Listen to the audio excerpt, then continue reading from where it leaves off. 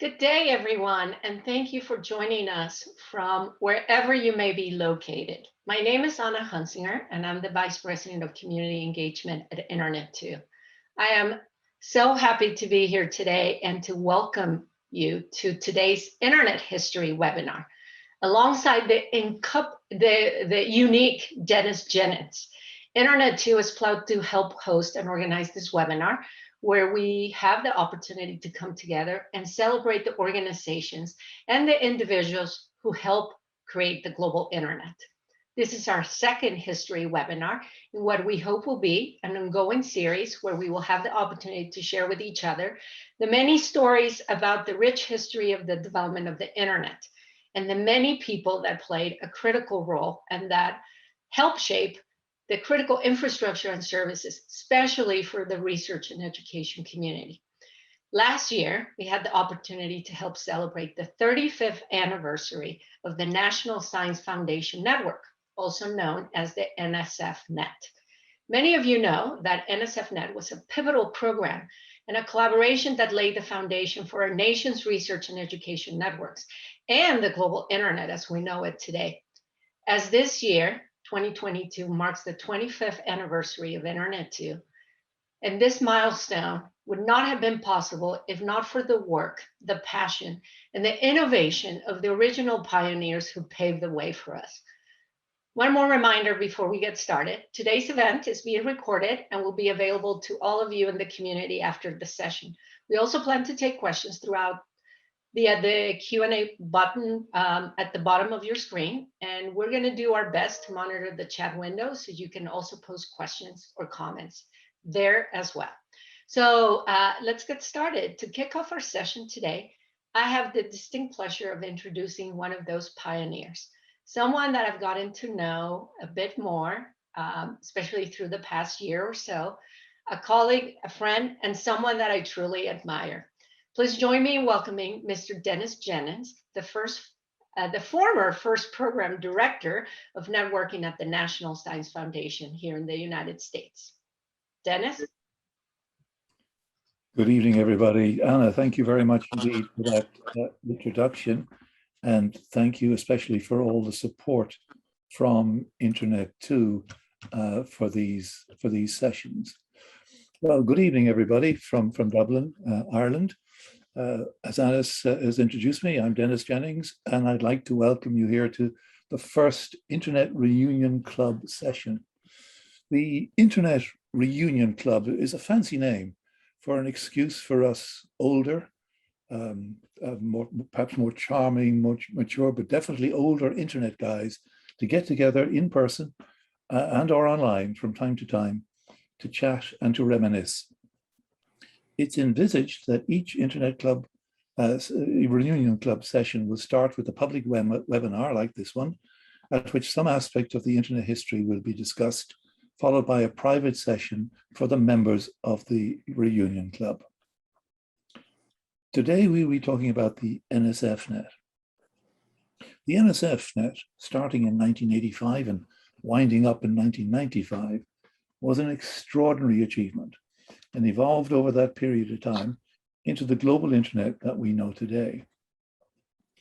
We could look at the NSFNET in a variety of ways as a dramatic policy, political, and financial investment by the US federal government that was successfully transitioned to the private sector, or as an extraordinary technological development as communication speeds went from kilobits to gigabits, or as the forerunner of the global information infrastructure as search tools and information access tools, including the World Wide Web, were developed, and definitely as the foundation for the global internet. Today, we'll explore this last aspect of the NSFNET, the privatization and commercialization of the internet infrastructure, as the NSFNET regional networks, part of the original design of the network, evolved into internet service providers, and the US federal government funding for NSFNET was withdrawn. Our speakers today are Glenn Ricart, Elise Gerich, and Susan Estrada. Glenn Ricart headed the academic computing and networking at the University of Maryland and he led the SURAnet regional network project from 1982 to 1993.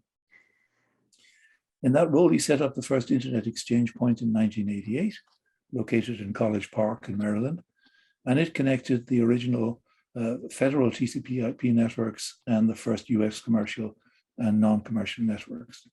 And later he extended that into May East, the metropolitan Ethernet across Washington.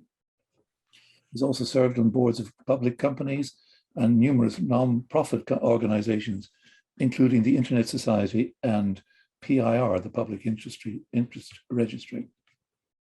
Glenn was inducted, I beg your pardon, into the Internet Society Hall of Fame in 2013. Our second speaker is Elise Gerich, who served as Associate Director for National Networking at the Merit Network in Michigan. And while at Network, she was the principal investigator for NSFNET's T3 Backbone project and the Routing Arbiter project, which we'll hear more about. She's also served as co-chair of the IEPG, the Internet Planning Group, chair and co-founder of NANOG, the North American Network Operators Group, National Science Foundation's representative on the Federal Engineering Planning Group, and a member of the Internet Architecture Board, the IAB, the top board of the Internet Technical Structures. Later, she served as vice president of the IANA, the Internet Assigned Numbers Authority, and its successors from May 2010 to January 2018. Elise was inducted into the ISOC Internet Hall of Fame in 2019. Our third speaker is Susan Estrada, who founded SURFnet, one of the original NSFNET regional networks in 1988. A commercial network from the get-go, as we'll hear. Through her leadership and collaboration with PSINet and UUNet, the two big initial commercial networks, Susan helped form the Commercial Internet Exchange, or KIX, enabling the first commercial internet traffic to be exchanged. Nowadays, she's happily retired, but loves surfing her memory and archives and reliving some of this the heady days of the internet growth. Susan was inducted into the Internet Society's Hall of Fame in 2014.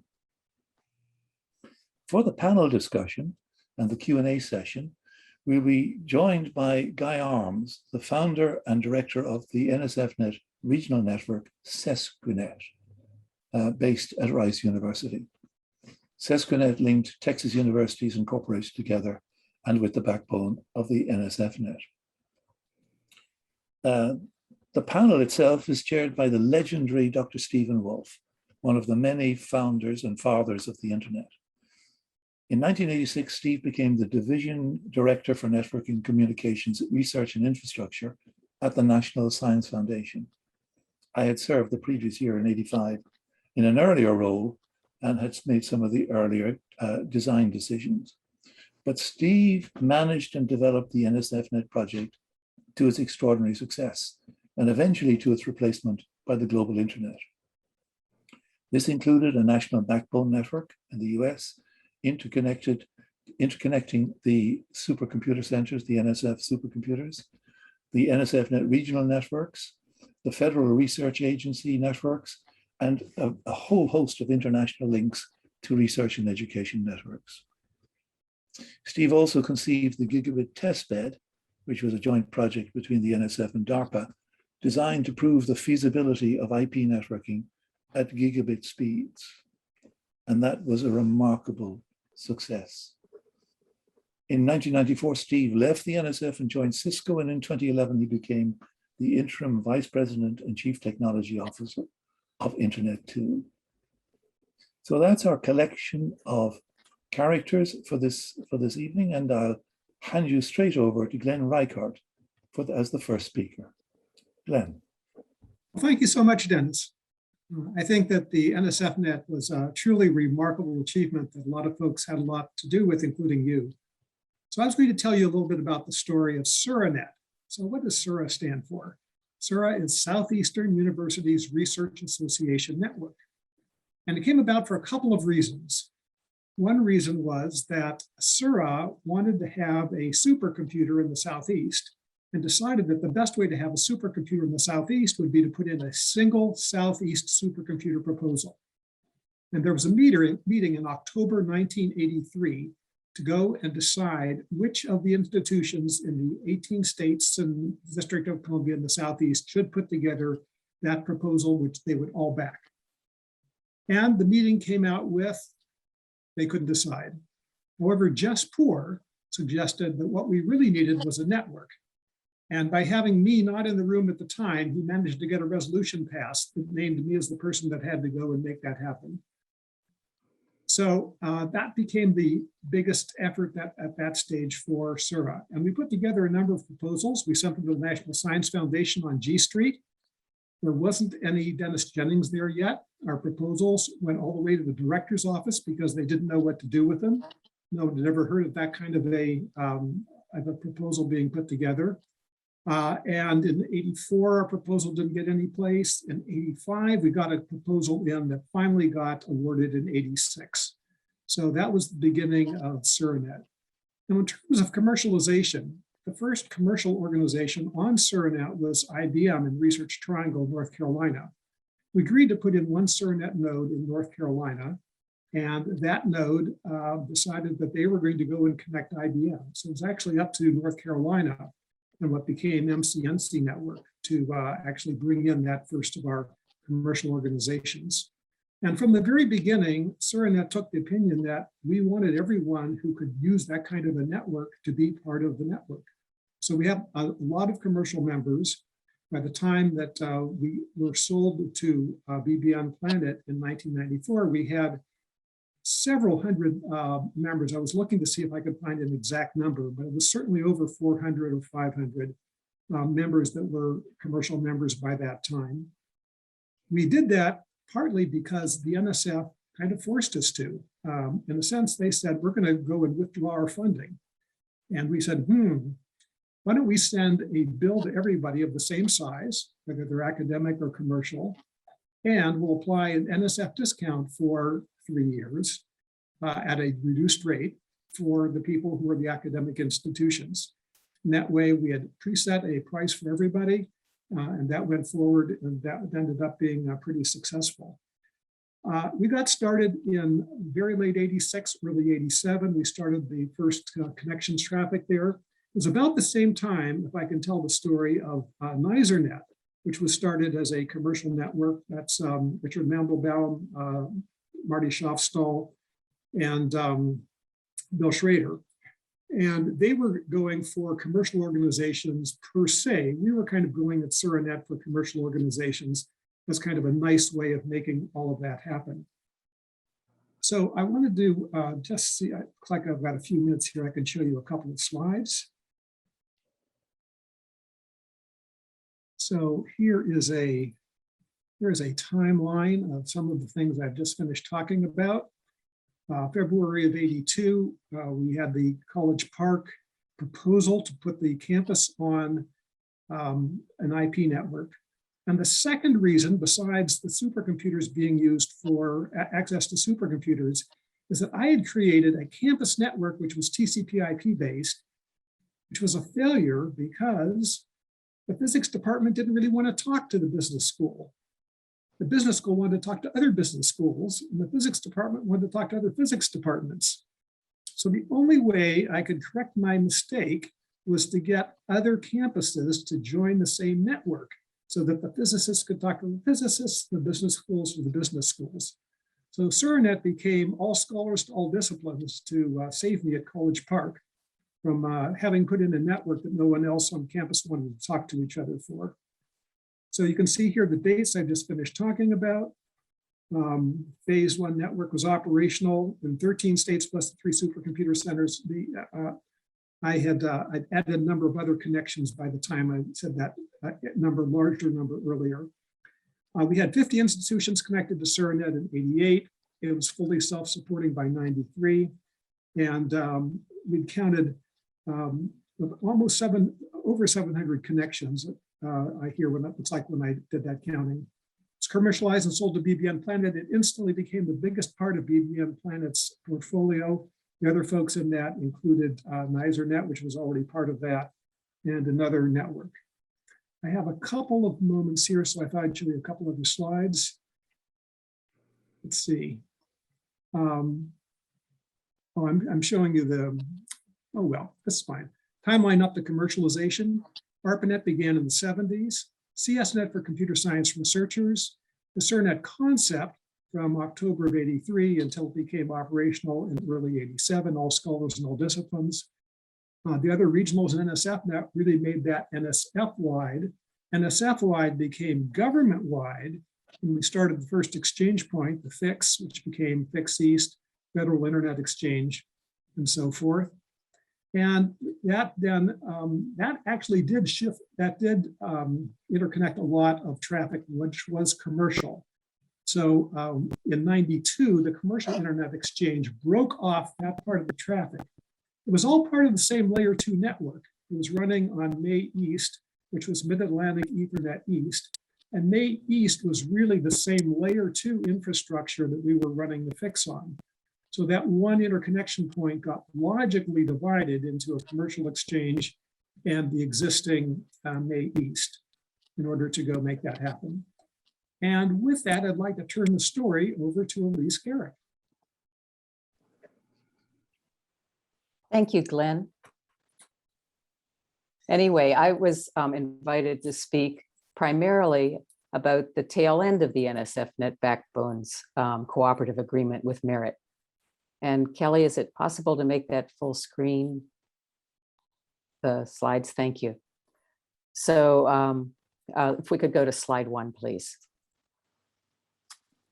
So keep in mind, I'm starting in 1990, and the early NSFNet for the T1 backbone had an AUP, an acceptable use policy.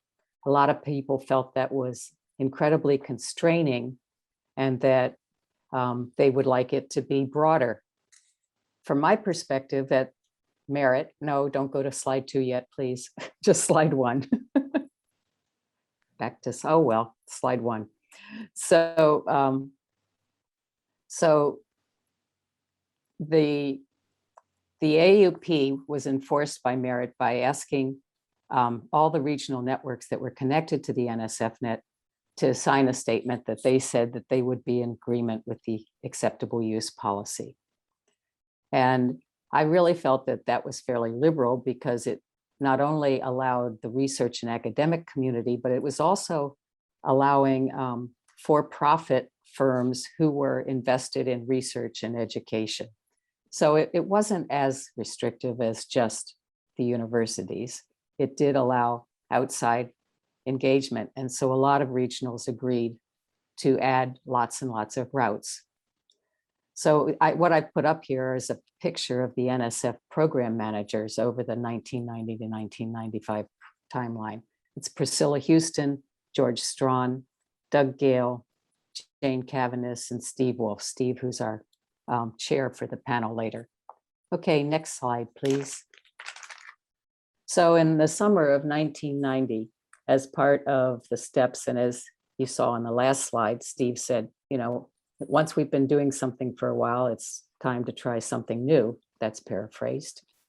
So in 1990, the Merit Cooperative Agreement Group, IBM, MCI, Merit, State of Michigan, and NSF suggested that we create ANS, which would help to be another step towards the privatization of networking so that NSF could get out of the funding business. So in 1990, ANS was announced, and the 4 members there on the screen are Doug Van Houweling from Merit, Al Weiss representing ANS, Dick Liebhaber from MCI, and John Armstrong from IBM. Next slide, please.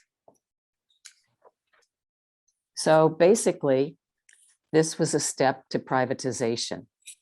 It's more than just allowing commercial traffic on the NSFNet backbone and into the internet as a whole. And Merit and ANS then created ANS CO plus RE, which was to be the arm that could actually sell the services that would go over the nationally funded backbone, the NSFNet backbone. And ANS was a subsidiary or basically it was under contract to Merit. So, and at the same time, because of the increasing requirements of the backbone, traffic-wise and everything else, some more technological activities took place, such as upgrading to T3. That included development of new routers, development of new transport systems by MCI, and it also included a new solicitation for a new architecture so that NSFNet could start, NSF could start moving out of the business of funding the backbone. Next slide, please. So in the summer of 1992, the partnership and NSF suggested a new concept, and there was a new solicitation. And it was based on a paper written by Bob Aiken, Hans Werner Braun, and Peter Ford.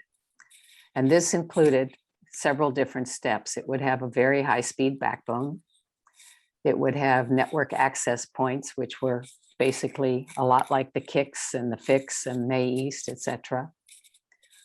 And it would have a routing arbiter, because one of the things that the NSFNet backbone introduced was the policy routing database, which helped to make sure that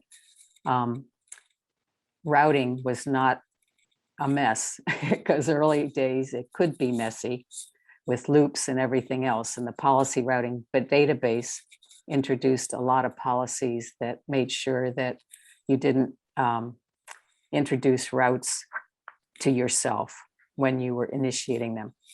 That's just a very simplification. And it also provided regional network awards.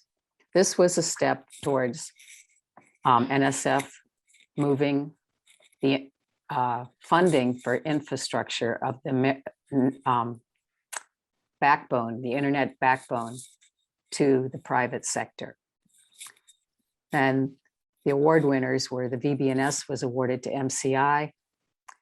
There were 4 network access provider awards: Sprint, MFS DataNet, Ameritech, and PacBell. And Merit and ISI shared the Routing Arbiter Award. So in April of 1995, the NSFNet backbone was dismantled. And this was a big step towards moving towards privatization of the internet. And I know that graph is a bit of an eye chart, but for those of you who can't tell, it shows that the packet growth in the years that the NSFNet cooperative project was in place went from 0 packets to over 90,000 packets. So last slide, please. I just wanted to put up this poem that was written by a colleague of mine at Merit as we shut down the network. And the picture is of the Merit NSFNet NOC. And this was written by Sue Hares. That's Sue, Hares, because there was another Sue Harris, and we don't want to confuse the two. This was by Sue Hares. And thank you. I'd like to turn this over now to Susan Estrada. Thanks, Elise. Thank you. I'm happy to talk about the SURFnet story today, and also the KIC story a little bit. Chalking up another victory for truth connectedness in the internet way. Next slide, please. Well, I wanted to talk a little bit about SDSCnet first. The San Diego Supercomputer Center was where I started with this research and education networking. And we had actually created a star network in 1996 to all of the universities who are using the Supercomputer Center, or the supercomputer, our Cray. We had a 1200 baud TimeNet connection. We hooked up to the ARPANET in the spring of 96. And 56 kilobit connections to NCAR and NCSA went in 1986 as well. Those were kind of the precursors to the NSFNet. Next. So in June we started writing the proposal for SURFnet. David Walker from UC Irvine and I had attended a workshop at Cornell hosted by the NSFNET dudes. It was the gathering of the first regionals and soon to be regionals. On the way home, we decided that Southern California needed to get on board. So I thought that David should organize it and he thought I should organize it. So unfortunately for me, he won. With help from David and others, we built the coalition and SURFnet was born. At the same time, you can see on the map, Los Netos in the LA basin and led by John Postel was also created. And we decided from the start to cooperate. And you can see we started off with 33 academic institutions and 2 industrial users, both SAIC and Northrop. And in the proposal, I found the words, weirdly, I had a copy of the proposal in my pile of crap. Businesses in the region will be encouraged to affiliate with the network. So we really shout out with the idea that we would use businesses to be part of our network right from the get-go. We actually were up and running before 1989 when we were funding. Excuse me, and Susie Arnold and Karen Armstrong were the core implementation team. Next slide, please. And here's our dedication party in July of 1989. My newborn daughter was 6 weeks old. I came to work. I smashed a fake champagne bottle with vent over a fake Cisco router to christen the new endeavor. Next slide. And I found this in the archives too, and I think some of you might recognize yourself in this diagram. I bet many of you can see yourself. And we had a good and fun company. It was really quite a heady time. Next. In 1990 and 91 were very busy years of growth and expansion. In 1990, SURFnet won the Interop Achievement Award, thanks to Dan. Hi, Dan, I saw you were on. And we deployed a new service called Dial and Surf, which was one of the first dial-up connections. In 91, we put in 3 international connections to Brazil, Mexico, and South Korea. We had our 2nd anniversary, and we had grown to over 100 members by that time from our original 30 plus. A Fred Mail Gateway was added to SURFnet, and it allowed internet access to K-12. So Yvonne and Al, I saw Yvonne was on here too. And SURFnet joined with PSI and UUNet to form the KICS. So next slide, please. Hi, Vint. So I'm going to talk a minute about the commercial internet exchange. There were 3 networks that were involved, UUNet, PSINet, and SURFnet. The people were Rick Adams and Andrew Partain from UUNet, Bill Schrader and Marty Schofstall from PSINet, and me and Susie Arnold from SURFnet. And we all got together in Bill's condo one evening and hammered it out and decided that we were going to go forward with this. The point was to provide a neutral connectivity among cooperating carriers, no restrictions on the type of traffic allowed, and no settlement. So no charges based on traffic volume. We announced it in 1991 March, and we went live at the KICS West Santa Clara interconnection in July of 1991. And why did we do it? Because our customers wanted it. At the time, there was a lot of NSFNet, NREN drama, ANS poaching, interconnect fees, settlements. Our customers were getting a little frustrated, as were we, with all of the drama. And we decided this was a quick and dirty way to get past the drama and move on to actually commercial internet service. Next. In 92 and 93, commercial traffic was allowed. We had 24/7 support, which we actually had from the beginning because we had the luxury of being in the supercomputer center where somebody was there all the time. At this point, though, we now had T3s. We had tons of different dial-up services.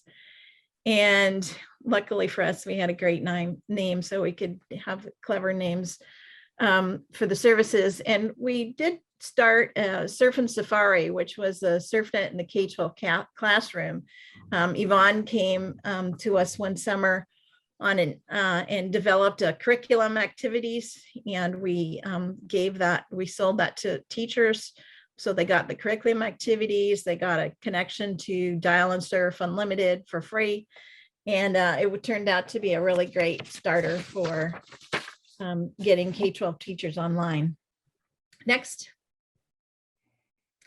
And by 1994, I was no longer with SURFnet, but I did find this map, and you can see that the basic topology concept was still in play, with major universities serving as hubs and many spokes coming off of them. Next slide.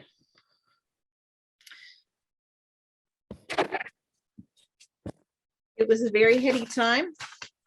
In this slide, you can see peer networks, a solid backbone, and great customers. Thanks for listening, and I'm looking forward to an interesting discussion. Steve and Dennis, I'm turning it back to you guys.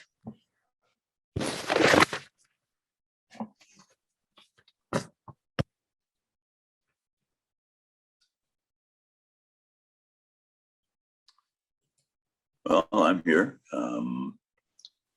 Thank you, panelists, for speaking. I have to say that really what you said brings back a whole host of very dim and in many cases, I'm sure, faulty memories. But one thing that struck me, partly from what you said and from some of the material that Dennis circulated before this session, was the extent to which the NSFNet started out with basically homemade routers, the fuzzballs for the 56 kilobit network, the giant IBM conglomerations for the T1 NSFNet. But ultimately,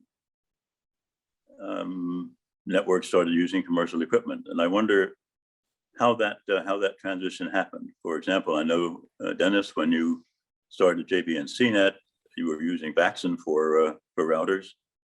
Sergio, hi Sergio, came and I think bought Cisco. I wonder, for example, how SDS-CNET started out. Whether they started with homemade equipment or immediately with Cisco. Susan, is that something you can add? Yeah, I know that. We actually, Sid came from the DOE world. So we kind of cannibalized the system that, I don't know what ESNet was called back in the day, but whatever the DOE people used on their network. So it was the same software. It wasn't TCP/IP based, although there was I know that SDSC was the first site to write TCP/IP code so that you could talk to the CRI using TCP/IP, but it was called MFENet in the DOE world. So I think it used ANF10. Well, and at Merit, this is Elise, at Merit, they had their own Michigan control protocol and ran that on their own boxes. So it took a while to transition to TCP/IP.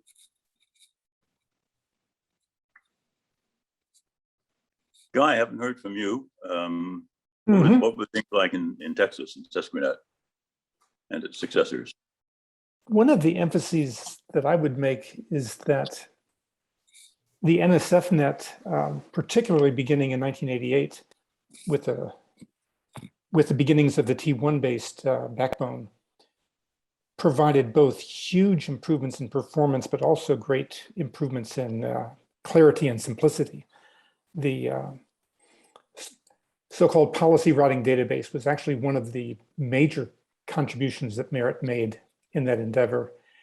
Both before 1988 and after 1992, we never had such clear routing story to tell. And of course, the experience of exponential growth in performance is very heady. Going from 56 kilobits to 1.5 megabits over a period of 12 months or so was exciting. And what it mostly meant for users was that you went from a highly congested 56 kilobits to an uncongested 56 kilobits.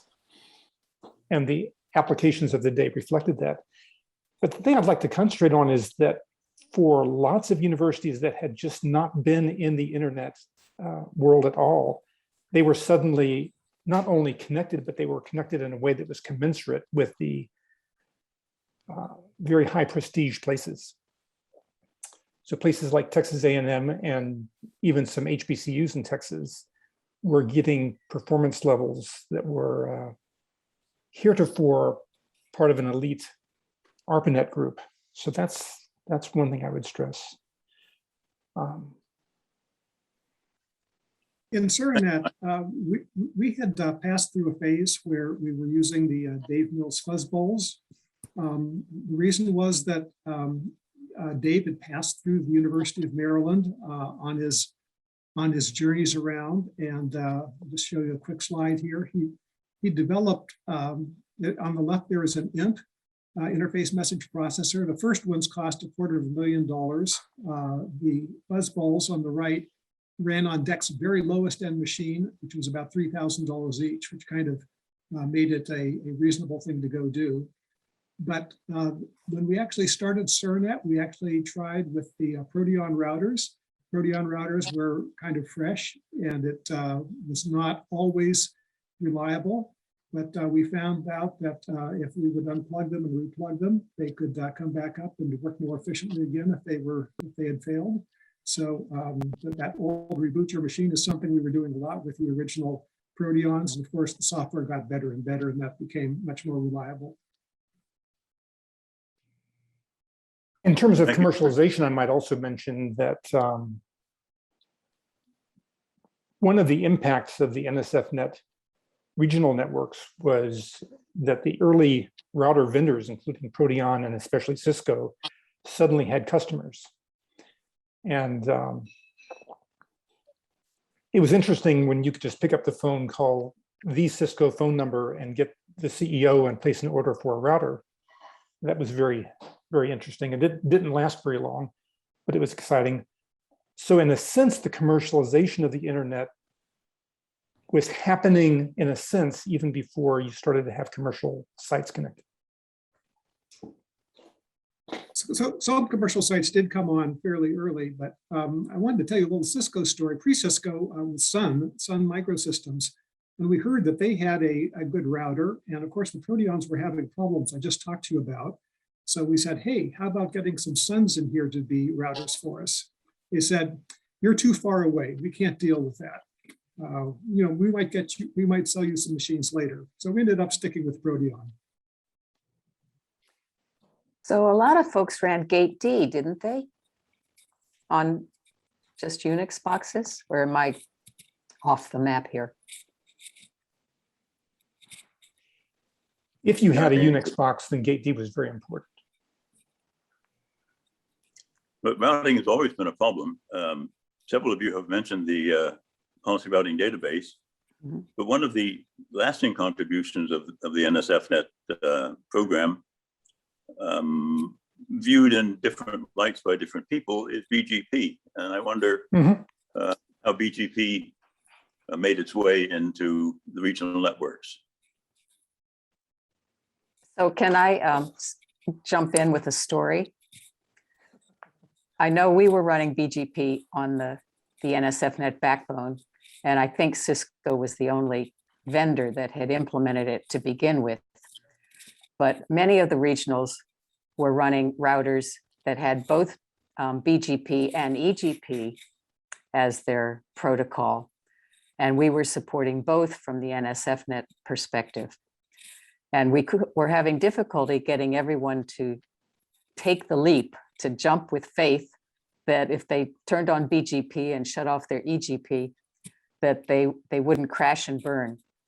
So this is the great thing about a research and academic network, is sometimes you can just do stuff.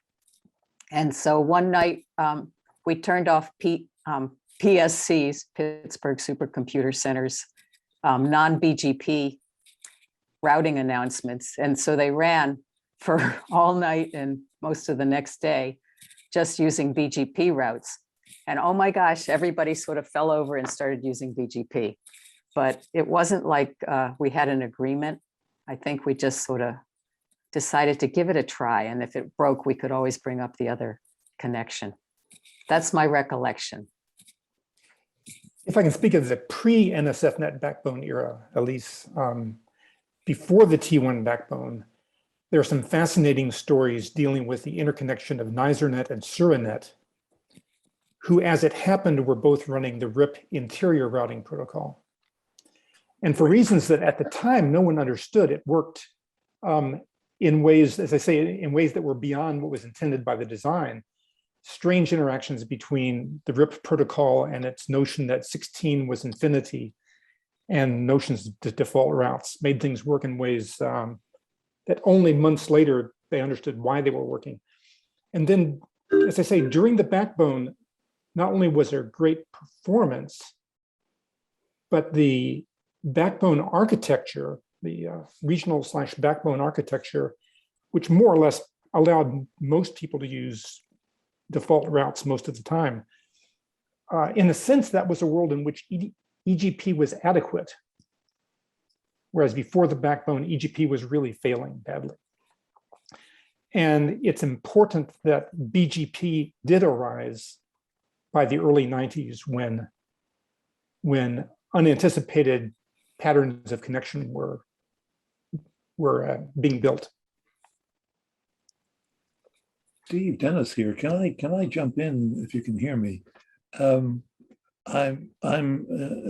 curious as to how important interop was in this whole saga, in the development of the product side, the commercial product side. Do you mind if I ask that question of the panel? You've done it. Indeed.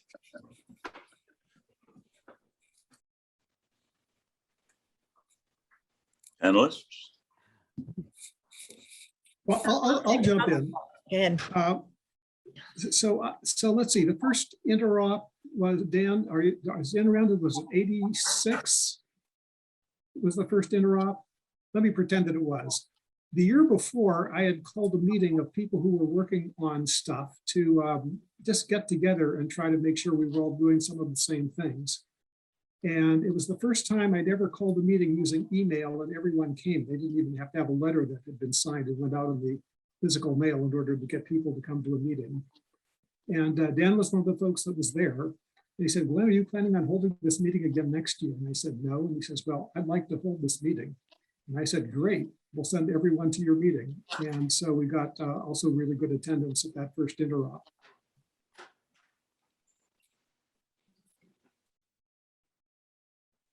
Susan, did you want to jump in? Yeah, I'm just reading the chat. Of the people in the chat know more about this than any of us do, for sure.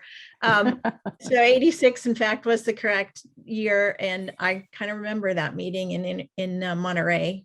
And I have to say that interop for me and for our network was a tremendous opportunity because, number one, a lot of people didn't know we were out there because we were insulated in our R&E world. And number two, it was an opportunity for us to speak to a lot of the vendors who were there and vice versa. So I don't know how we would have gotten past a lot of the issues that we were running into, over the time, if interop wasn't there to sort of stir the pot, the witch's brew, Dan. And I was reading through some of the archive information I have, and, in 1992, one of the big things for us was to try to convince people that the internet was a cool thing and they should use it. And, now we worry about, where we should put our selfie mirror, so, I mean, we've come quite a distance. And I think interop was kind of a pivotal place for us all to get together and yak about this stuff in a different way than we would have had any other way. And it was the only place that you could go and try out different pieces of equipment from different folks running different software and see if it actually ran. So it was really important at the beginning because of the true interopness, the plug tests to go and make sure that things would work together. And that formed a very important function from that point of view. I agree. I think interop was a key, often overlooked activity that happened and supported the growth of the internet by allowing there to be non-proprietary solutions, because all the equipment had to talk to each other. And, if you looked at other backbones before then, you had to buy vendor A because you wanted to talk to your other equipment that only spoke vendor A's proprietary software. And so interop allowed that interoperability, that's why it has that name.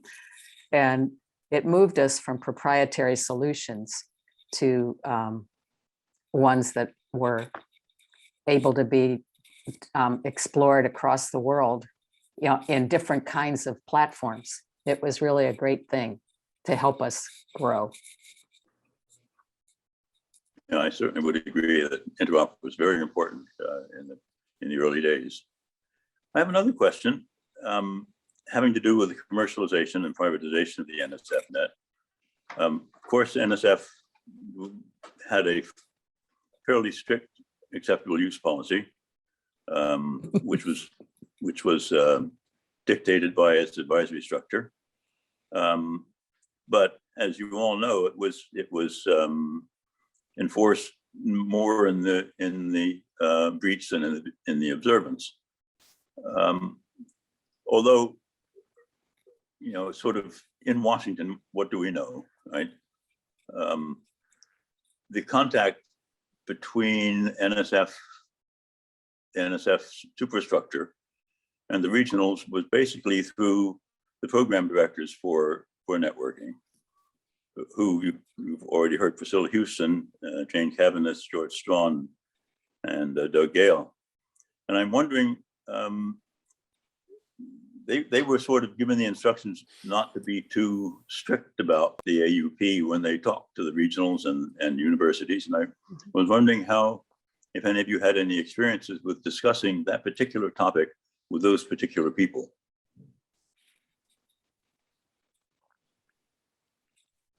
At There's SURAnet, actually an anecdote that relates to you, Steve. Who was the wonderful executive director of SURAnet for a period of time? I've forgotten. I've blanked on her name, but Laura Breeden. Laura Breeden had a conversation, I believe, with Steve. And the question was something like, suppose that a company is connected to the internet in one place, and suppose a university is connected to the internet in another. And the university has a professor who wants to buy test tubes from the company. Can they use the NSFNet to order the test tubes? And the answer was yes. And Laura was pleasantly shocked. Shocked, I say. So I think this relates to what you were saying about your primary energy was not going into enforcement of the AUP. And yet, as it became evident that the internet was really useful for real work and not just for tiny things, the companies did get to have bona fide commercial connections to the internet, and that led to the growth of the commercial internet, which continues to this day. we told all our folks at SURAnet about the one end rule, which required one end to be an academic or a research connection. And that solved most of the problems. And when commercial organizations talk to other commercial organizations, we didn't necessarily know that was happening. If anybody asked us, we pointed out that we should be compliant with the rules, but we didn't really have a way of telling if anyone on SURAnet was doing something that may not have followed all the rules. There really is another important driver of the commercial internet that is often not pointed out. And in addition to the routers and the equipment, which is one story through interop and so forth, and also the eventually commercial connections to companies, there is a third thing that was going on, and that is that in classic NSFNet, the sites connected were universities and colleges. And initially that meant computer scientists or supercomputer users. Eventually it meant students and faculty of all departments, which eventually became enormously useful. but it also percolated to the dormitories. And it's important to note that the American university is a strange institution in that every spring, a university gets rid of its 25% smartest people, and they go out into the world. And so think for a moment about the undergraduate students who had been exposed to the NSFNet in the early 1990s, who graduated.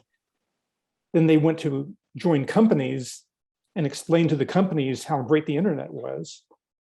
And they also went to apartments and homes and started finding out, how do I get on residential internet connections?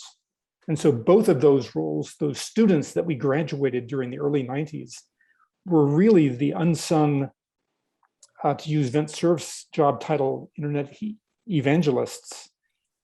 And those people were hugely important in driving the exponential growth of the commercial internet during the late 1990s. I just a quick thing. We never really enforced the AUP.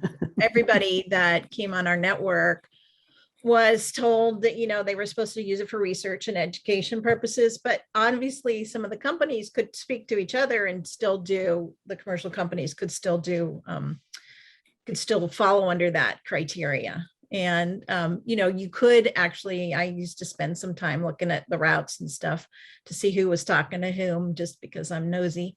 And it was fascinating to see how much was going on between the commercial companies and not just between the researchers or within the university systems. And to Guy's point too, I had one customer who, I think he started off at Hughes, Peter, and he changed jobs every now and then. And every time he changed jobs, he came back on and got a new connection for his new company. So, once you're spoiled, you never, once you're spoiled, you got to have your internet. Yeah, so from my perspective, I know at Merit, running the NSFNet, we had to say to each regional that if you're going to submit routes, and I think they signed a blanket agreement with us that then I shipped off to NSF, to Steve, that said, that you would only submit routes that were in support of the general principles of the NSF AUP. And, we didn't have a lot of AI stuff then, so we weren't delving into packets to see if anybody was being bad. We weren't analyzing the data that went through the connections. We were only looking at, okay, everybody's saying that they're being a good citizen and that they're using this for the general purposes of the NSF AUP. And I think that was a great way to do it, because this was seeding research and development in network and internet infrastructure. A lot of commercial things came out of the NSFNet activity and their experiment. And NSF, like my one slide said, the quote from Steve, I can't remember it exactly, but once you've done something, it's time to try something new. And that's what NSF did. They let us try this, it grew, and then they decided, okay, now to try something new, and they moved on. And you guys had already figured out from the regionals how to get funding to continue to do your activities that you needed to do. So I thought NSF was very liberal, though there were disagreements from some members of the community who wanted to start their own enterprises. And we certainly at the NSFNet competed with that. I was going to ask that question. There are obvious tensions that must arise with this Nelsonic telescope to the blind eye. When the commercials began to get some muscle, they must have started complaining and say, hey guys, you're using federal money to undermine me. When did the first lawsuit fly, and what was all about? I mean, this is a natural progression. Does anybody here know? I was talking to Bill Schrader yesterday, as a matter of fact, and he said that he had written a letter to the NSF, which Steve may remember or might have chosen to forget about, in around 1995, saying that it was not fair for the university folks to be, or the National Science Foundation, the government, to be competing with commercial networks. And that was about the time when the NSFNet was looked at and eventually shut down for those reasons. That's just hearsay, but Steve would have a better recollection, or, or perhaps deny. That's Well, in a sense, it all became moot in 1992 with the passage of the Voucher Amendment, PL 102 mumble, which said it was perfectly okay for commercial traffic to use the NSFNet, provided it didn't materially hinder the R&E traffic. But yes, a lot of that came about because of the quite natural competitive concerns of people like Bill Schrader and Rick Adams and others. I think probably in my recollection, a good bit of my last year at NSF was spent answering various Freedom of Information Act requests from Gordon Cook and others, and coping with the IG investigation which went on. One of the organizations that played a major role in the development of the internet, but hasn't been mentioned here, is the IETF. I was wondering to what extent the regionals had interactions with the IETF, attended IETF meetings, kept abreast of the RFCs and so on. Yes, very Any much. comments on that? Very much. In fact, there was a period of time when I chaired a so-called interconnectivity working group, which had to do with sorting out the problems that were latent in the EGP protocol as the topology of the internet became more interesting. And the primary concrete deliverable was an unintended one. We had strict marching orders not to create a new protocol, but the primary thing that came out of our working group was the creation of BGP. Yeah, the regionals had to stay very much up with the IETF, and we sent lots of folks to the IETF until commercial equipment became more stable. Because in the beginning, the commercial equipment was not quite as stable. You had to understand what was going on. Why was it doing this? What standard was it operating with? Why wasn't it doing this other thing? By the time that Cisco and other folk came up with much more reliable routers, that decreased the need for the regionals to be attending the IETF. But I have to say that a lot of folks who started continued. They just weren't doing it because it was under regional cover, but they stayed involved in the internet community. I know Merritt was very engaged at the IETF, not only through the NSFNet project, but the Merritt engineers, Mark Knopper and others, were quite engaged in the IGP protocol wars in the IETF. And that was something that they continued to be active in. Thank you, folks. I was just one quick, Kate, I was on the IESG for a couple of years in the early 90s, I guess. And I was one of the co-chairs of the operations group. And it was an interesting thing because the IETF was really looking at the future, and operations looking at, holy shit, what just happened. And so we had a really hard time kind of trying to figure out the point of operations within the IETF. Thank you all. I'm being prodded by Anna that our time is up. So Anna, take it away. And thank you. Thank you. Steve. And apologies to have to jump in, but we are at time. So please join me in thanking Glenn, Elise, Susan, Guy, and Stephen Dennis for joining us today and for lending a little bit of your time and in sharing the stories. Thank you so much. Thank you also to all of you for joining and for the great participation in the chat window. and your comments, and please keep them going. We hope to host another one of these in a few months, so stay posted for more information on that. And again, a recording of this session is going to be available and through the Internet 2 website in the Internet 2 Community Voices webpage. Please do us a favor and take just 2 minutes of your time to fill out the survey that's going to appear after you leave the session.